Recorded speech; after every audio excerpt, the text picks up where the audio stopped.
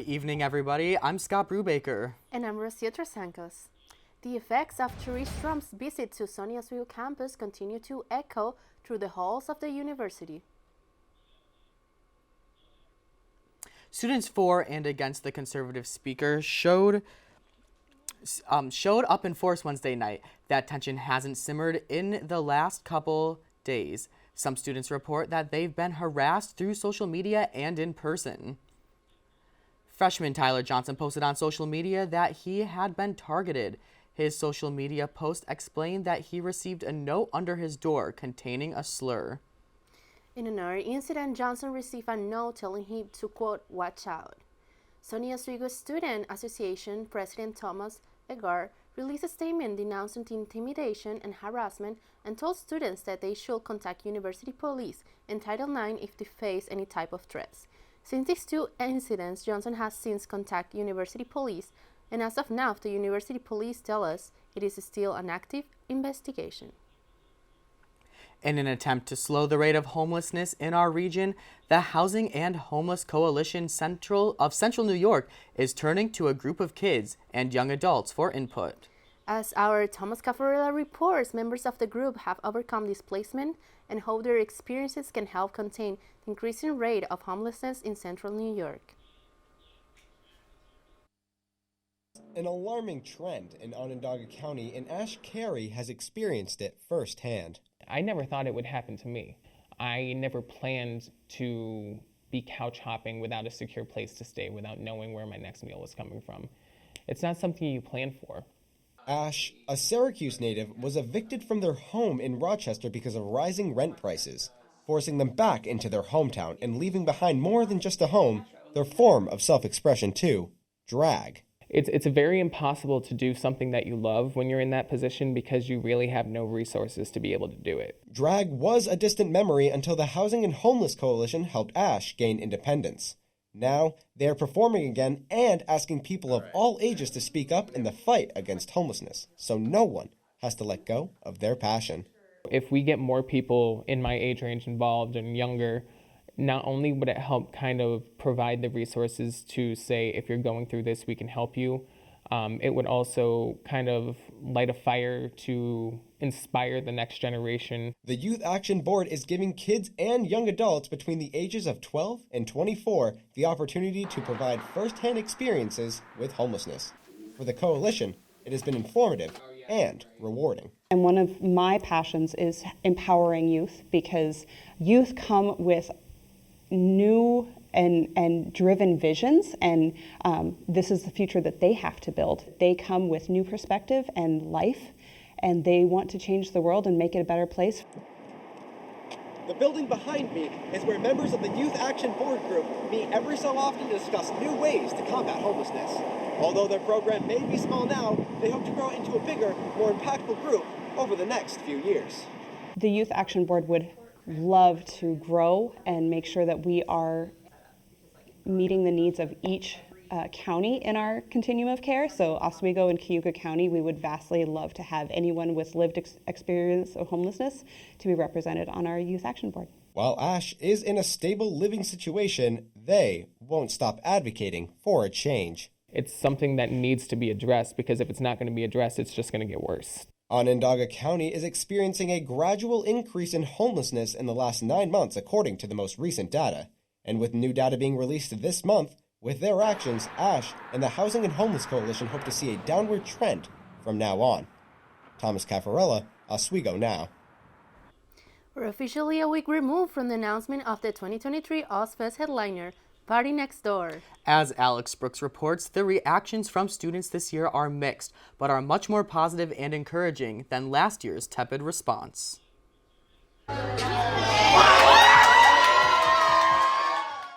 Ozfest 2023 is indeed going to be a party, as the headliner for the event is widely known artist Party Next Door. However, any announcement like this comes with different reactions. With SUNY Oswego student Garrett Chan, he feels that the response has been mostly positive around campus. A greater turnout. Yeah. I think people will be, I'm sure there's a lot of people who are interested in getting tickets if they have not done so already. So they're overall excited. They're just, I'm sure there's going to be a lot larger attendance. A lot more people are going to be interested, a lot more invested, and I think overall they're going to have a great time. The event will be held in the Deborah F. Stanley Arena on May 5th. Even though the reaction has been mostly positive, there are still some students who feel indifferent about the selection. SUNY Oswego students Colin Knapp and Ethan Semeraro view the artist selection as something of a happy medium. I wasn't like blown away or anything. He's a good musician and I listen to his music, but he's not someone that like really, got me on the edge of my seat when I heard that he was going to be performing.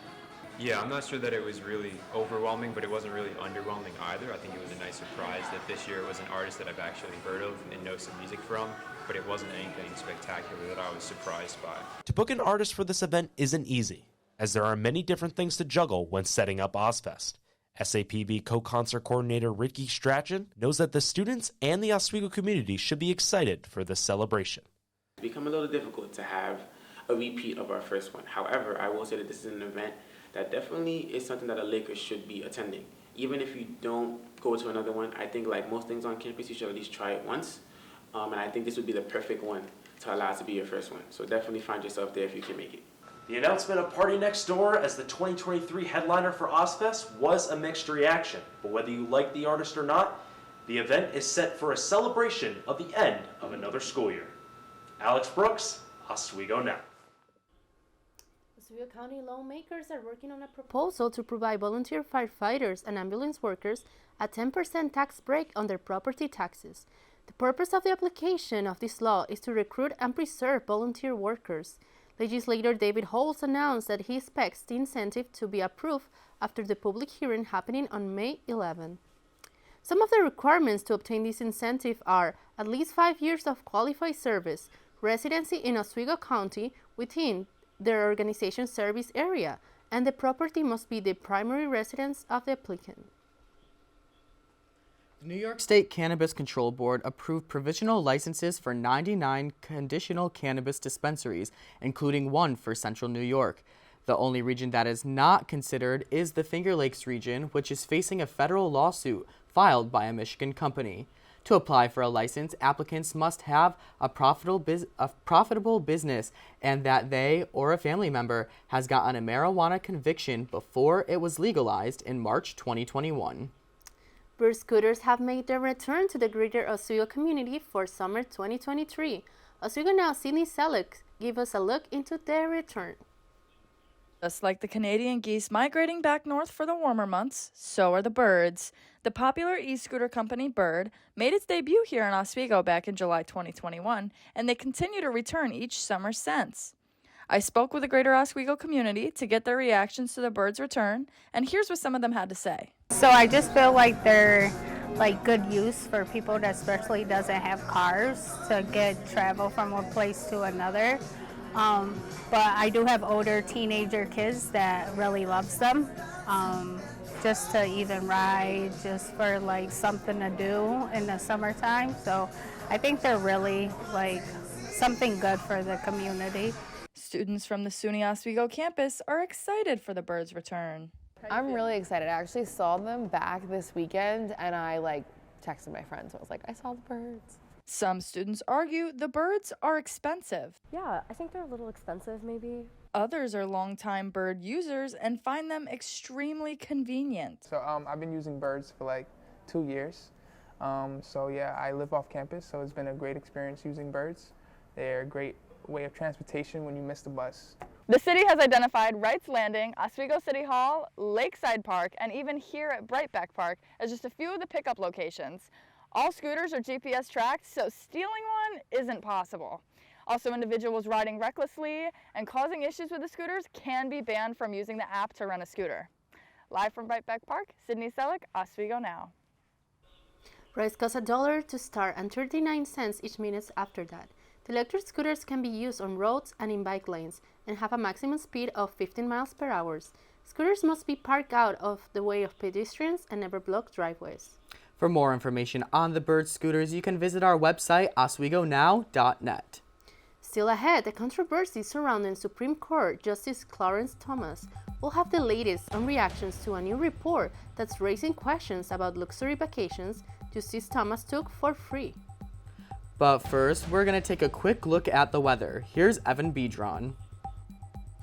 Yes, most of central New York is about the upper 30s, low 40s for current temperatures. We can expect these temperatures to stay around that range as you go into Monday. But as we head later into next week, we can see those temperatures reach the upper 50s, even the lower 60s for a prolonged period of time. Of your forecast coming up after the break.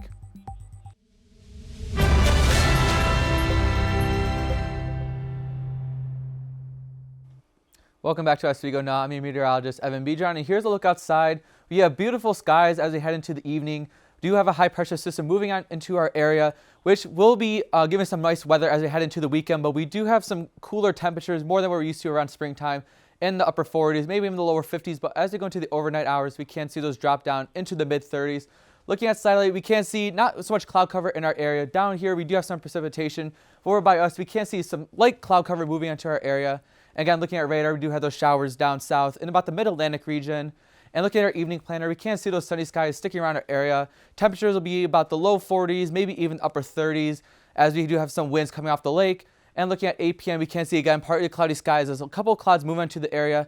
We'll have a low of about 35 degrees, and at 10 p.m., we can see those clouds move in our area, give us another low around 35 degrees. And looking at our Easter forecast for those who celebrate, we will see on Saturday, we do have a high temperature of about 39. Not the greatest for any outdoor plans, but as you head into Easter Sunday, we do have a high of about 45 degrees. So any outdoor plans you will want to keep, but maybe bring a light jacket as you head out the door. Look at our pattern for next week. Again, I said we will have some high temperatures, more seasonally above average than what we're used to. We do have some balmy temperatures throughout most of the country. And that's because this suggestion right here is more north than we're used to. So that is bringing a lot of warm air from the Gulf Coast, even Mexico, up north to our area. And spring fever is in effect. We do have temperatures that are above what we're usually expecting here around springtime. And no snow is in the forecast for at least 30 plus days. I would say it'd be safe to say that we will have no more snow the rest of the year until we hit next winter. And looking at our 5-day forecast, we can see on Saturday, sunny skies, a high about 39, a low of about 26. Sunday, again, that sun will be sticking around with temperatures increasing into the mid 40s, maybe even the upper 40s to low 50s. Monday, we will see those temperatures reach the mid 50s with a low of about 40. And then Tuesday and Wednesday, we do have some cloud cover start to move back into our area, but with temperatures in upper 50s and the low 60s with low about the mid 40s and the upper 40s. That's all my forecast. Back to Scott and Rocio. Justice Clarence Thomas is under fire after allegations of receiving donations from an ultra-wealthy conservative donor. Revealed by ProPublica, these donations do not comply with the Judicial Conference of the United States, which states that justices need to disclose private jet travels and resort stays. Justice Thomas said in a statement that he will comply with the guidelines of the judicial governing body. Florida Governor Ron DeSantis signed a bill under which Floridians will be able to carry concealed guns without a permit. This means training and background checks will not be required in order to carry a concealed gun in public. This is coming only 1 week after the Nashville school shooting. Democrats and gun safety advocates point to mass shootings like the massacre in 2016 at the Pulse nightclub and the deadly 2018 shooting at Marjorie Stoneman Douglas High School in Parkland. They say the new law will only make the state more dangerous. The new law will take effect July 1st. Some lawmakers are unhappy with the decision made by Governor DeSantis in Florida. Florida Representative Maxwell Ross. Just last week, days after the tragic and senseless school shooting in Nashville that left 6 people dead, including 3 children, our governor moved to sign into law this dangerous bill. And for people watching at home who aren't necessarily sure what it is, I'll make it very simple for you. It's pretty much any gun, any person, any place, anytime.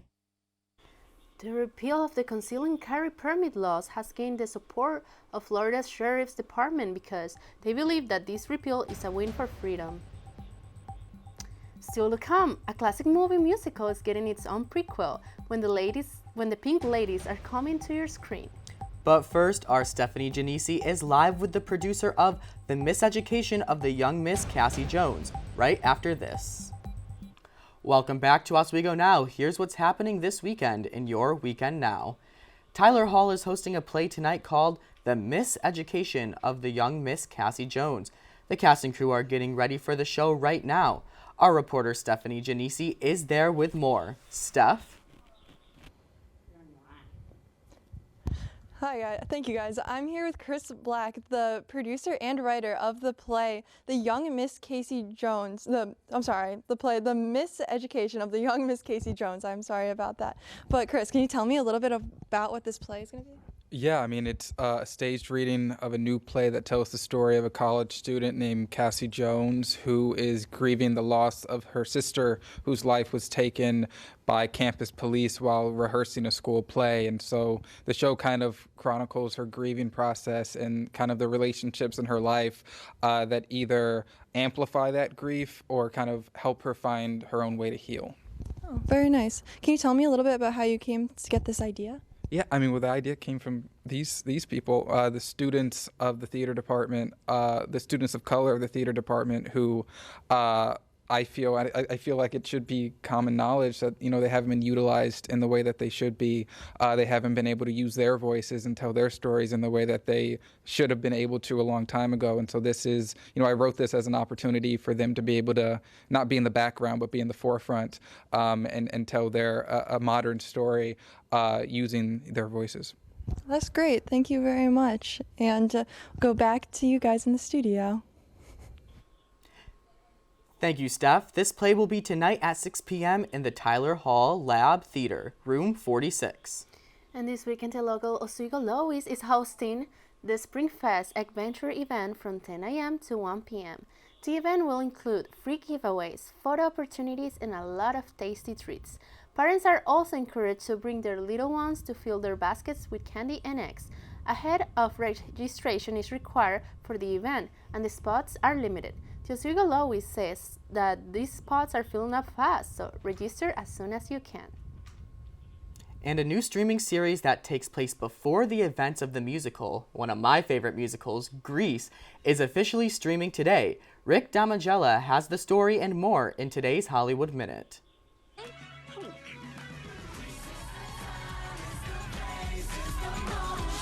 Grease is still the word in the Paramount Plus prequel series, Grease, Rise of the Pink Ladies, featuring a carload of new songs. Grease is the word is the only straight-up cover. We have a couple songs that are definitely paying homage to songs that we all know and love. But with the new songs, it was just following the Grease formula, which is a current take on 50s nostalgia. What is it? Chupacabras.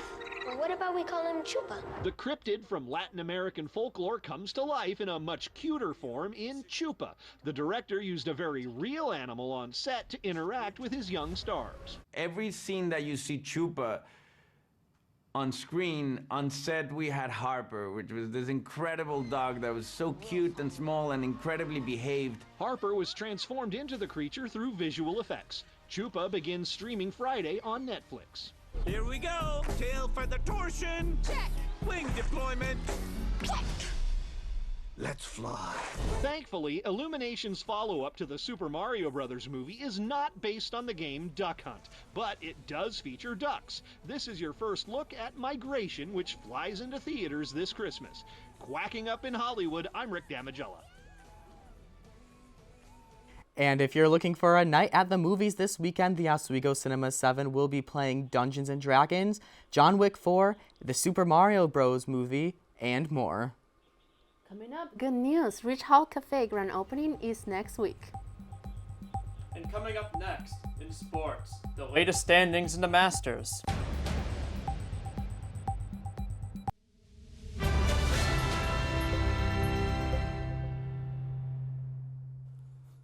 Hello and welcome to Oswego Now Sports. I'm Jacob Meehan and let's get right into it.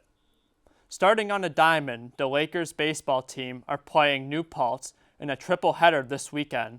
They'll be looking to build on their first conference victory earlier this week in their triple header against Fredonia. And the Lakers would go on to sweep them 3-0 with 29 runs across the series. The first match against New Paltz is currently ongoing, with New Paltz up 10-7 in the fourth inning. And the next two games will start on Saturday, with the first game scheduled to go off at 12 p.m. in New Paltz. And staying in lacrosse, the Lakers men's lacrosse team are looking to stretch their 3-game winning streak to 4 against Oneonta this weekend. The Lakers are coming off a 16-11 win over Plattsburgh in Oswego, where Lakers attacking mid Corey O'Connor scored 4 goals, and the lacrosse team is currently 4-2 on the season, with less than a month to go until the SUNYAC playoffs start. And the game is scheduled to start at 1 p.m. on Saturday on the Laker turf. And in national news, the Masters is currently underway. The prestigious golf tournament is one of 4 major championships and is held in Augusta every year. There are 4 rounds in the tournament, running from the 6th to the 9th, with the first round starting yesterday. After the first day, there was a tie for first, with Victor Hovland, John Ram, and Brooke Koepka all sharing the honors, and the second round is currently underway, with Koepka in the lead with a score of -12. And that's it for Oswego Now Sports. Back to Scott and Rocio. In good news this week, what was once known as the Wall Street Cafe is now the new and improved Rich and Poor Cafe and Lounge. After a year and a half of no coffee, it is back and completely student-ran. We sat down with senior student Disheng Lee, the finance director, to tell us more about the process of the cafe and lounge. We are trying to change the whole name to now Rich and Poor Cafe and Lounge. Why are we different than other people is that we actually use a local supplier named Finger Lakes Roaster, trying to promote not just Rich Hall, not just Rich and Poor, it's the school of business, everything itself. We are representing a whole group. And yeah, I'm very proud that I'm part of the first people who start this whole thing up. Tuesday, April 11th will be the official grand opening for the cafe, where you can get limited time t-shirts and special deals, only on grand opening day. That's our report for tonight. I'm Rocio Trasancos. And I'm Scott Brubaker. Thank you for watching.